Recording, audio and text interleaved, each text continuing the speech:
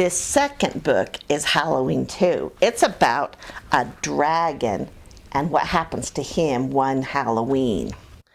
Chapter 1, 6 Small Pumpkins. It was October and all the world looked orange and brown. Dragon walked through the autumn leaves in search of a giant pumpkin. Crunch, crunch, crunch. I will find a pumpkin that is as big as a house, said Dragon. Oh, what a scary jack-o'-lantern I will make. But when Dragon got to the pumpkin patch, there was not any big pumpkins left. Oh no! And they were very small, too small to be scary. But Dragon loaded the 6 pumpkins into his cart and brought them home anyway.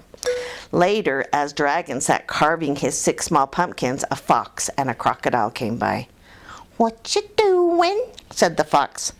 "I'm trying to make scary jack-o'-lanterns," said Dragon. "Those pumpkins are too small to be scary," said the fox. "Well, you'll just have to wait and see," said Dragon. Dragon took one of the pumpkins and poked branches into its side.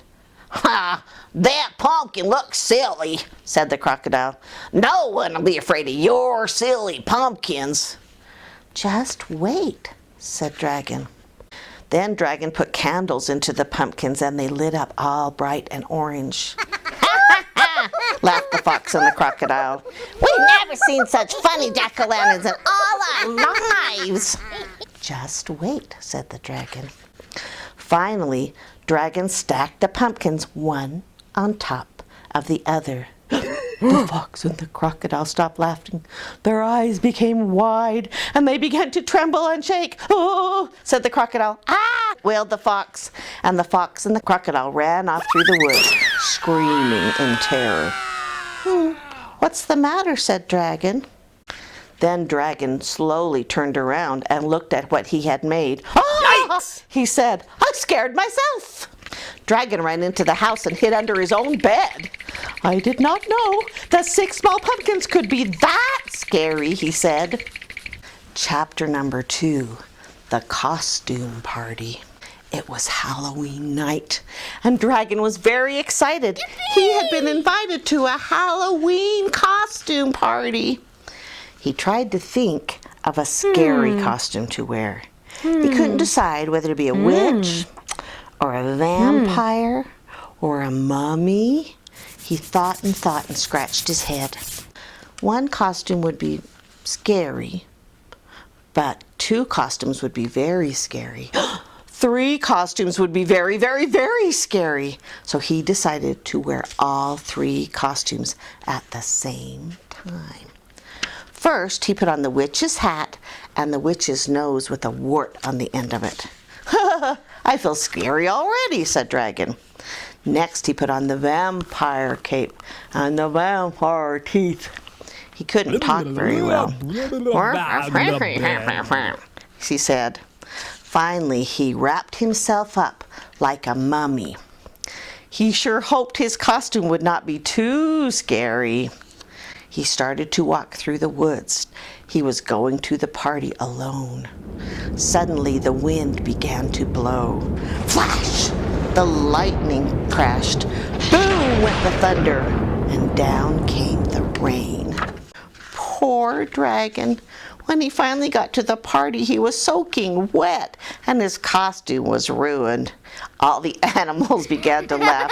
"Oh, Dragon, your costume is so silly," they said. They laughed and laughed, and Dragon felt terrible. He didn't want to look silly. He wanted to look scary. He went over and sat on the bench in the corner. He sat down next to a big pumpkin. Suddenly, crack! The bench broke, and the pumpkin suddenly flew through the air, flipped up high, and landed splat right on Dragon's head. Now Dragon was dizzy. He stumbled around the room. He was covered with slimy orange goo. And when the animals saw Dragon, they screamed in terror. "Ah, it's a monster," said the duck. He jumped into the pig's arms. "Oh dear," said the pig. He jumped into the hippo's arms. "Help, help, help," cried the hippo, who tried to jump in the hamster's arms. Finally, Dragon was able to pull the pumpkin off of his head. I am not a monster, said Dragon. It's just me, Dragon. And the animals were very, very relieved. And soon everyone felt much better. Well, almost everyone felt much better. Poor, poor hamster. Chapter 3. The Deep, Dark Woods.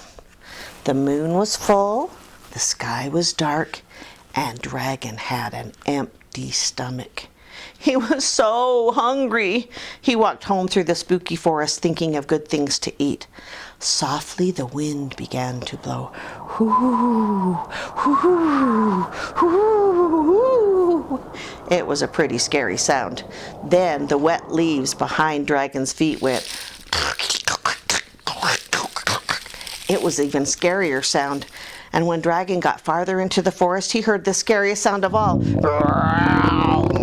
For a moment, everything went silent, and then... What could that awful noise be? Thought Dragon. Growling got louder and louder.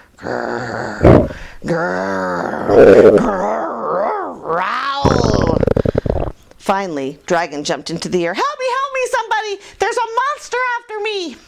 High up in the treetops, a light turned on. What is going on down there? Said a sleepy-eyed squirrel. I hear a monster and he's growling, said Dragon. Oh, that is not a monster, yelled the squirrel. That is your stomach. Now go home and get something to eat before you wake up the whole forest. He was angry. Dragon tried to hold on to his stomach. It did rumble and growl. He felt pretty silly. All at once the forest was dark again, but he was too hungry to be afraid. He ran and ran all the way home. When Dragon got home, he cooked up a giant pumpkin feast. He made pumpkin pies, and pumpkin soup, and pumpkin bread, and pumpkin pizza, and pumpkin ice cream. And then Dragon ate and ate and ate. Until guess what? Excuse me. He was as round as a great big pumpkin. Happy Halloween, everybody.